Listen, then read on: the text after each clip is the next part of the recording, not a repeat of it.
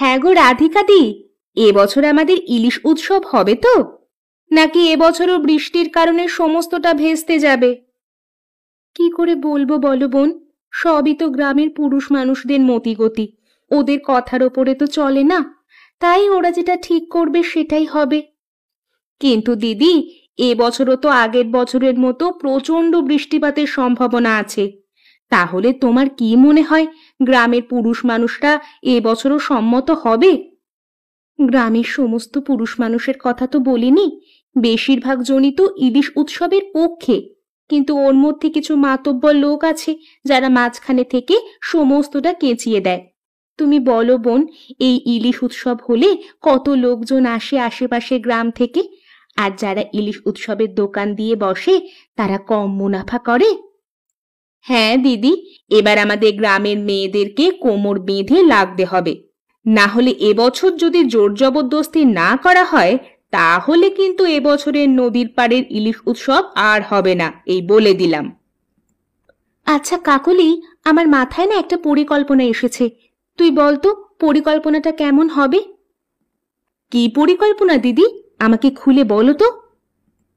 এবছর নদীর পাড়ের ইলিশ উৎসবে যদি আমি আর তুই দুজনে মিলে গরম খিচুড়ি আর ইলিশ ভাজা বিক্রি করতে বসি, তাহলে কেমন হবে? দারুণ হবে দিদি, একই বর্ষার আমেজ থাকবে, তার উপর কেউ যদি খিচুড়ি আর ইলিশ ভাজা পায় তাহলে খেয়েও মজা পাবে, আর আমাদেরও ইলিশ উৎসব দারুণভাবে কাটানো হবে। কিন্তু দিদি, স্কুল থেকে ছুটি কি পাওয়া যাবে? সে নিয়ে চিন্তা করতে হবে না, আমাদের প্রধান শিক্ষক মহাশয় তো যথেষ্ট ভালো মানুষ, ওনাকে যদি আমরা বুঝিয়ে বলি যে আমরা ইলিশ উৎসবের কদিন একটু তাড়াতাড়ি স্কুলে রান্না বান্না করে দিয়ে যাব, তাহলে নিশ্চয়ই উনি না করবেন না। তাহলে তো খুব ভালোই হয়, আমাদের প্রধান শিক্ষক মহাশয় যদি আমাদেরকে সহযোগিতা করেন তাহলে তার থেকে ভালো জিনিস আর হতে পারে না। এখন দিদি, এখানে খিচুড়িটা মনে হচ্ছে হয়ে গেছে, চলো আমরা দুজনে খিচুড়িটা উনুন থেকে নামিয়ে নিই। ও হে বামাচরণ, তোমার চাষবাসের কি অবস্থা? কেমন চলছে তোমার কাজকর্ম? এই যে হরিপদদা, চাষবাস মোটামুটি চলছে, খুব একটা উন্নতি নেই, ওই আগের মতনই। ওই তো কয়েক খণ্ড মাত্র জমি, হ্যাঁ তাই দিয়েই সংসার করতে হয়। তা তোমার কি খবর বলো হরিপদদা? আমারও সেই একই খবর, উন্নতির তেমন মুখ দেখছি না, তবে ওই কোনো রকমে চলে যাচ্ছে। নদী থেকে মাছ ধরে এনে আড়তদারদের কাছে বিক্রি করে ওই যে কটা টাকা মুনাফা হয় আর কি, সেটা দিয়েই সংসার চালাতে হয়। আচ্ছা হরিপদদা, তুমি তো তোমার মাছগুলোকে নিজেই বাজারে বিক্রি করতে পারো, তাহলে তো তোমার মুনাফাটা একটু বেশি হবে। না রে ভাই, সেটা করবার আর সময় কোথায় বল? আমি তো নদীতে মাছ ধরতে যাই সেই ভোর রাতে, তখন চারিদিকে অন্ধকার। তুই বল, সারাদিন খাটাখাটনি করে আবার যদি আমাকে ওই বাজারে মাছ বিক্রি করতে বসতে হয় তাহলে আমার শরীর বইবে কি করে? এই যে জাল গুটিয়ে রাখছি, এবার নৌকার ছোঁয়ের ভেতরে শুয়ে একটা আরামসে ঘুম দিতাম। তাও বটে হরিপদদা, আমার বলাটাও ভুল। আর তাও আমাদের গিন্নিরা ঘরে বসে থাকে না, স্কুলে রান্নাটা করে মাসের শেষে একটা টাকা ইনকাম করে এনে আমাদের যথেষ্ট উপকার করে। ওরা যদি না থাকতো তাহলে আমাদের মাথায় আরো চাপ বাড়তো। তা যা বলেছিস, ভাগ্য করে তুই আর আমি একটা করে গিন্নি পেয়েছি। তুই ভাবতো, নিজের উদ্যোগে এমন কাজ গ্রামের আর কোন মেয়ে বউটা করে? আমাদের গিন্নিরা নিজের যোগ্যতায় সামনে এগিয়ে যাওয়ার জন্য সব সময় প্রস্তুত। কিন্তু হরিপদদা, তুমি একটা কথা বলো, এভাবে আর চলে কদিন? আমাদের গিন্নিরা তো আমাদের থেকে যথেষ্ট পরিশ্রম করে, মানে আমাদেরও তো অন্য কিছু করা দরকার। সারা দিনে এই একটা কাজ নিয়ে পড়ে থাকলে কি করে হয়? আমাদের গিন্নিরা যেমন যৌথভাবে কাজ করছে, আমাদেরও তেমনি যৌথভাবে কোনো একটা ব্যবসা করা দরকার দাদা। তুই ঠিকই বলেছিস। আচ্ছা তুই ভেবে দেখ দেখি, আমাদের দুজনের কি ব্যবসা করলে সব থেকে ভালো হয়। আজকে দিনটা ভেবে তুই কালকে আমাকে জানাস, কেমন? তারপর ঠিক সময় মতো আমাদের ব্যবসার কাজে যুক্ত হয়ে যেতে হবে। গিন্নিদের সাথে কাঁধে কাঁধ লাগিয়ে পরিশ্রম করতে হবে, তবেই আমাদের সংসার আরো সুখের হবে। তোমার ছেলে রাতুল কেমন আছে? আমার ছেলে ভালোই আছে, তোর মেয়ে পারমিতা খুবই বুদ্ধিমতী মেয়ে শুনলাম, প্রত্যেক বছর ভালো রেজাল্ট করে। রাতুল বলছিল আমাদেরকে। হ্যাঁ দাদা, রাতুল, পারমিতা আর আমাদের ওই জাফরদার ছেলে ঋষি, এরা শিক্ষিত হলে আমাদের গ্রামেরই উন্নতি হবে। ওরা বড় হয়ে নিশ্চয়ই আমাদের গ্রামের অনেক উন্নতি প্রকল্পে যোগদান করবে। হ্যাঁ ভাই, তা যা বলেছ, ওরা শিক্ষিত হলে আমাদের গ্রামের মানুষেরই উন্নতি হবে। ঠিক আছে দাদা, তুমি তাহলে জাল গুটিয়ে একটু ঘুম দিয়ে নাও, আর তোমাকে জ্বালাবো না। আমি বরং বাড়ি যাই, দেখি ওদিকে মেয়েটা কি করছে, তারপর তোমার সঙ্গে কালকে আমি কথা বলছি, কেমন? আচ্ছা ঠিক আছে, আয় ভায়া। বাবু, কি করছেন? কেমন আছেন আপনি? আরে জাফর যে, তো কি খবর? হঠাৎ আমার বাড়িতে এ সময়? বাবু, আপনার সঙ্গে কিছু দরকার ছিল তো, তাই জন্যই আমি আপনার কাছে এলাম। দরকার? আমার সাথে তোমার আবার কি দরকার জাফর? বলো, কি বলবে? বাবু, আসলে গত 2 বছর ধরে নদীর পাড়ের ইলিশ উৎসবটা না হয়ে আমাদের গ্রামের সমূহ ক্ষতি করে ফেলেছে। সকল গ্রামবাসী প্রত্যেকে ক্ষতিগ্রস্ত হয়েছে। তাতে আমি কি করব? আমি কি ইচ্ছে করে ইলিশ উৎসব বন্ধ করেছি নাকি? প্রাকৃতিক দুর্যোগের কারণে নদীর পাড়ে ইলিশ উৎসব করা যায়নি, তাতে আমি কি করব? তাতে মানুষ ক্ষতিগ্রস্ত হয়েছে নাকি মানসিকভাবে ভেঙে পড়েছে, সেসব তো দেখবার বিষয় আমার নয়। এ কি বলছেন বাবু আপনি? আপনি হলেন এই গ্রামের মাতব্বর। আপনি যা বলবেন এই গ্রামের মানুষেরা অক্ষরে অক্ষরে পালন করে চলবে। আপনি যদি একবার বলতেন যে ইলিশ উৎসব নদীর পাড়ে না হয়ে অন্য কোথাও হবে, তাহলে গ্রামবাসীরা সানন্দে সেই প্রস্তাবটাই গ্রহণ করত। কিন্তু একেবারেই ইলিশ উৎসব পরপর 2 বছর বন্ধ হওয়াতে সকলে খুবই ভেঙে পড়েছে। অতীতের কথা ভেবে তো আর লাভ নেই। এখন তুমি কি বলতে চাইছো স্পষ্ট করে বলো। হ্যাঁ মাতব্বর মশাই, আপনার কাছে অনুরোধ নিয়ে এসেছি, যাতে এবছর যে কোনো উপায়ে নদীর পাড়ে ইলিশ উৎসবটা পুনঃস্থাপন করা হয়। কিন্তু এবছরও তো প্রবল বৃষ্টিপাতের সম্ভাবনা আছে, এতে করে নদীর পাড়ে ইলিশ উৎসব কি করা যাবে? মাতব্বর মশাই, আপনি গ্রামের মানুষের সদিচ্ছার কথা জানেন না। ওরা ঝড় বৃষ্টি বজ্রপাত যাই হোক না কেন, নদীর পাড়ের ইলিশ উৎসবে কেউ না গিয়ে থাকতে পারবে না। এখন আপনি দয়া করে কিছু একটা ব্যবস্থা করুন। গ্রামের মানুষেরা কি বলছে? ইলিশ উৎসবকে তারা আবার দেখতে চাইছে। এইভাবে একটা গ্রামের ঐতিহ্য যে প্রাকৃতিক দুর্যোগের কারণে বন্ধ হয়ে যাবে, সেটা তারা বুঝতে পারেনি। এবার কিছু একটা করুন। ঠিক আছে জাফর, তুমি যখন এত করে বলছো, আর গ্রামের মানুষেরও যখন সদিচ্ছা আছে, তখন আমি এবছর যে কোনোভাবেই নদীর পাড়ের ইলিশ উৎসব পুনরায় পুনঃস্থাপন করবার চেষ্টা করব। আমাদের হাতে আর কদিন সময় আছে বলো তো জাফর? বেশি সময় তো নেই মাতব্বর মশাই, মাত্র 5 দিন বাকি। এর মধ্যেই মেলা কর্তৃপক্ষের সঙ্গে কথা বলতে হবে, আশপাশের গ্রামের মানুষকেও ঘোষণা করে নিমন্ত্রণ করতে হবে। হাতে মাত্র 5 দিন, এর মধ্যেই যা করবার আমাদেরকে করতে হবে। ঠিক আছে জাফর, তুমি তাহলে এক কাজ করো, তুমি আগামীকালই কয়েকজন সঙ্গী জোগাড় করে আশেপাশের গ্রামগঞ্জে ঘোষণা করে দাও যে আমাদের গ্রামে এবছর ইলিশ উৎসবে তাদের সকলের নিমন্ত্রণ। সকলে যেন এই ইলিশ উৎসবে এসে যোগদান করে। ঠিক আছে মাতব্বর মশাই, আমি কালই একজনকে নিয়ে গ্রামে ঘোষণা করে দিচ্ছি। এবছর ইলিশ উৎসব একদম জমে যাবে। তবে আমি এখন আসি মাতব্বর মশাই। এই যে বাবা, তুমি আর কতক্ষণ এভাবে বসে থাকবে বলো তো? আমার তো রান্না হয়ে গেছে, তুমি খেয়ে নাও। সেই সকালে খেয়ে বেরিয়েছো, এখনো তোমার খিদে পায়নি? এদিকে দুপুর যে হয়ে গেল, তুমি খেয়ে একটু বিশ্রাম নাও।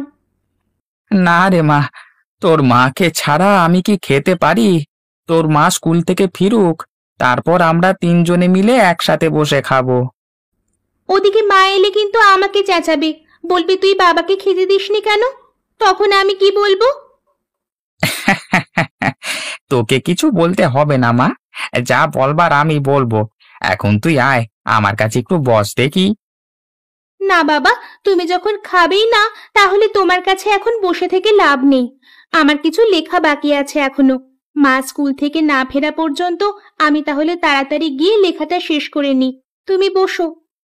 আচ্ছা রে মা, তুই গিয়ে বরং লেখাটা শেষ করে নে। আরে জাফর যে, এসো এসো। তা এই দুপুরবেলায় আমার বাড়িতে হঠাৎ করে কি ব্যাপার বলো দেখি? দাদা, একটা সুসংবাদ আছে, সেটাই তোমাকে দিতে এলাম। আর তার সাথে কিছু কাজও আছে, সেগুলো আমাদের সবাইকে মিলে করতে হবে। বলো কি জাফর, সুখবর? তা কি সুখবর শুনি? দাদা, এবছর আমাদের নদীর পাড়ের ইলিশ উৎসব আবার শুরু হতে চলেছে। তাই নাকি? এ খবরটা কোথা থেকে পেলি তুই? দাদা, আমি আজকে নিজে এই কিছুক্ষণ আগে আমাদের মাতব্বর আনোয়ার বাবুর বাড়িতে গিয়েছিলাম। অনেকক্ষণ ধরে কথাবার্তা বলে আনোয়ার বাবুকে আমি রাজি করালাম। গ্রামের মানুষের মনের কথা তাকে খুলে বললাম। বেশ অনেকক্ষণ ধরে কথাবার্তা বলবার পর অবশেষে তিনি রাজি হলেন। বাহ জাফর, এর থেকে আনন্দের খবর আর কিছুই হয় না। তুই সত্যি এক দারুণ আনন্দের খবর দিলি রে। কি কাজ যেন বলছিলিস?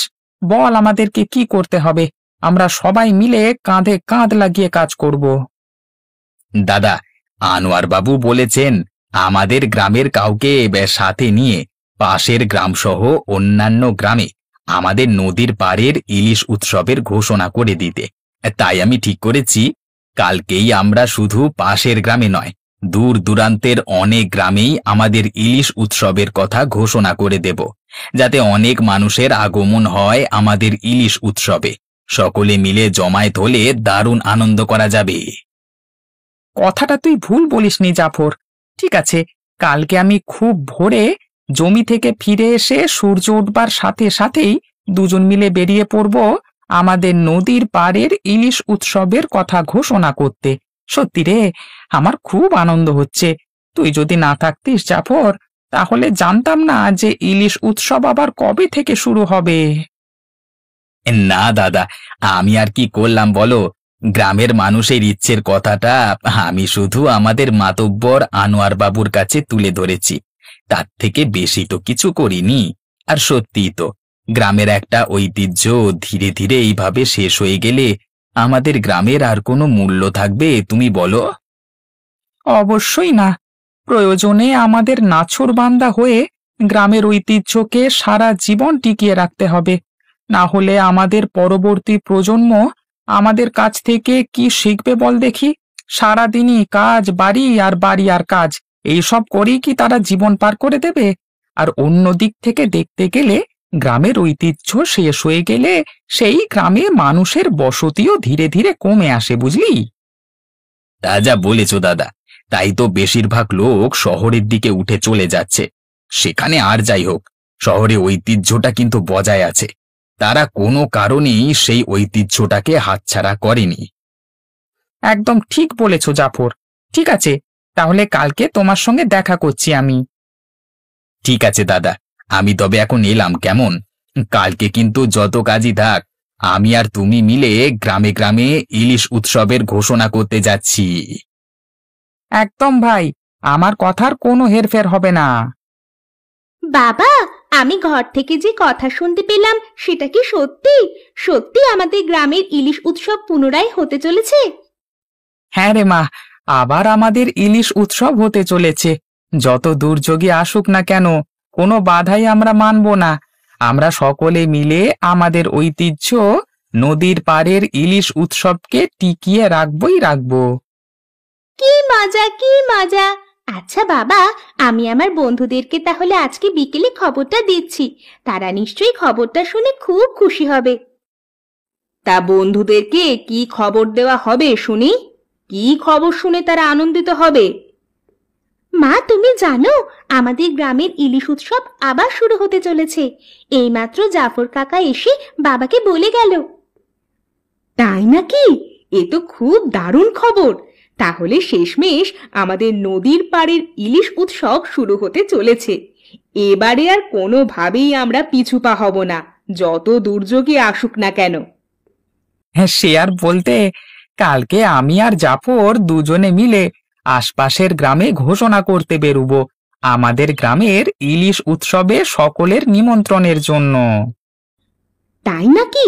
জানো, আজকে আমি আর রাধিকা স্কুলে রান্না করতে করতে এই আলোচনাই করছিলাম যে এবছর যা হোক করে আমাদের নদীর পাড়ের ইলিশ উৎসব করতেই হবে, এবং আমি আর রাধিকা স্কুল থেকে ছুটি নিয়ে সেখানে খিচুড়ি আর ইলিশ মাছ ভাজার দোকান বসাবো। বাহ, এ তো দারুণ উদ্যোগ নিয়েছো তোমরা।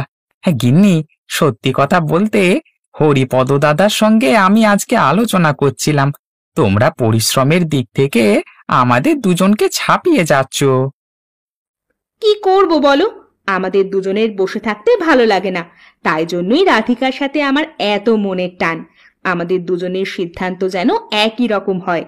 আচ্ছা, তুমি খেয়েছো? খাবে? বাবা, আমি বলে বলে ক্লান্ত হয়ে গেলাম।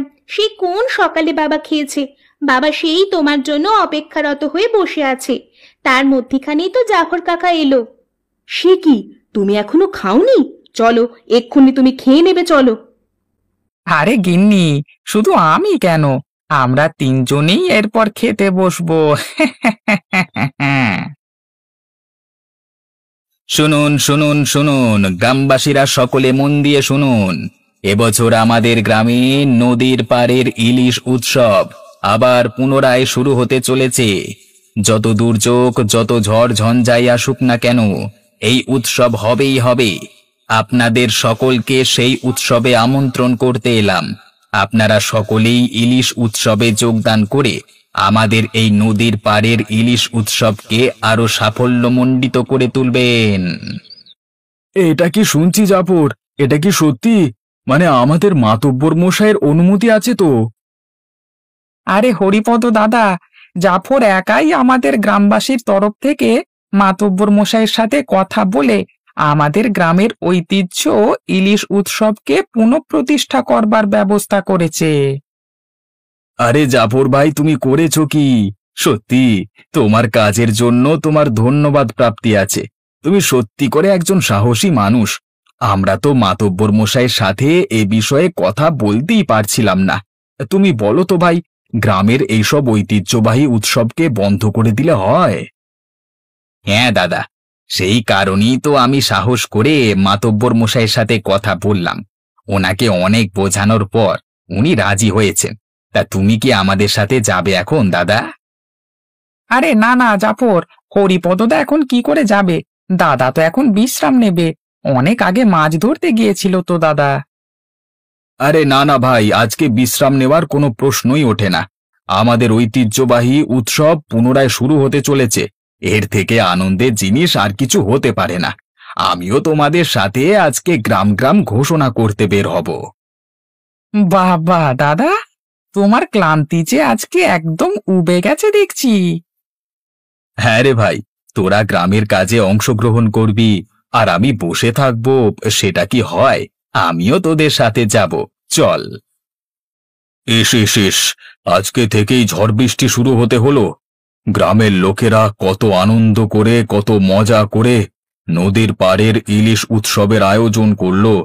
এখন এই ঝড় বৃষ্টি সমস্ত কিছু ভেস্তে দেবে।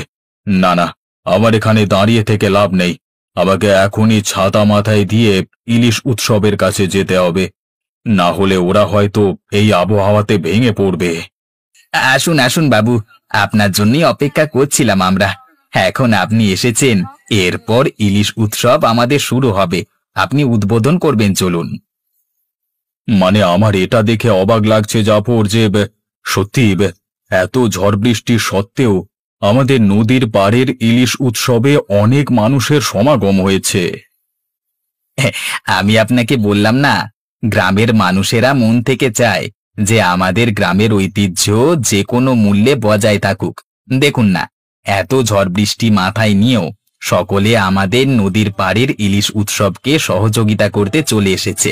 এরপর দেখুন, উৎসব একবার শুরু হতে দিন, তারপরে দেখবেন পাশের গ্রাম থেকে অনেক লোক এখানে আসছে। সত্যি জাফর, আজকে যদি তুমি না থাকতে তাহলে সত্যি আমরা আমাদের ঐতিহ্যকে ভুলে যেতাম। ওসব কথা আজকের দিনে রাখুন বাবু, চলুন আমরা ইলিশ উৎসবের মধ্যে অংশগ্রহণ করি। আসুন আসুন, খেয়ে যান খেয়ে যান। এই বৃষ্টির দিনে নদীর পাড়ের ইলিশ উৎসবের আমাদের স্পেশাল গরম গরম খিচুড়ি আর ইলিশ ভাজা। এই স্বাদ একবার মিস করলে আর বারবার পাবেন না। আরে তোমরাও এই ইলিশ উৎসবে দোকান নিয়ে বসেছো, সত্যি আমার দেখে খুবই আনন্দ লাগছে।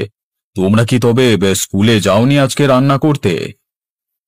না মাতব্বর মশাই, সেটা নয়। আমরা সকাল সকাল স্কুলে রান্না করে দিয়ে এই ইলিশ উৎসবে যোগদান করেছি।